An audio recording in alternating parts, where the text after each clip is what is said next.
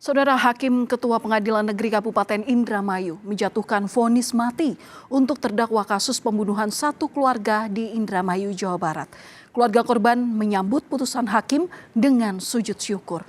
Menjatuhkan pidana kepada terdakwa oleh karena itu dengan pidana mati dengan masa percobaan selama 10 tahun. 3. Menetapkan pidana mati tersebut dapat diubah menjadi pidana penjara seumur hidup dengan keputusan Presiden setelah mendapat pertimbangan Mahkamah Agung.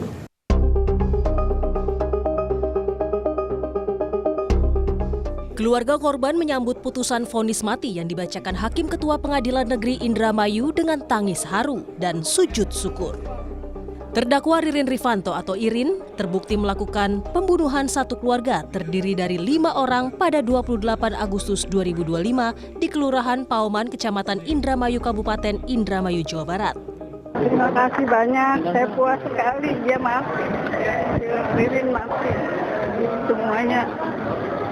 Jadi bersyukur Masya Allah. Walaupun dari nyawa lagi. Iya, udah gila. Enggak sebanding. Udah, yang penting dia si Ririn udah mati. Itu aja. Semoga almarhum itu hatinya. Enggak bisa. Abang.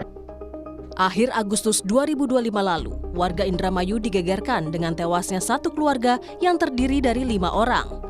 Jasad kelimanya ditemukan terkubur dalam satu liang yang sama di bawah pohon di belakang rumah. Korban terdiri dari seorang kakek, pasangan suami istri, serta 2 anak perempuan.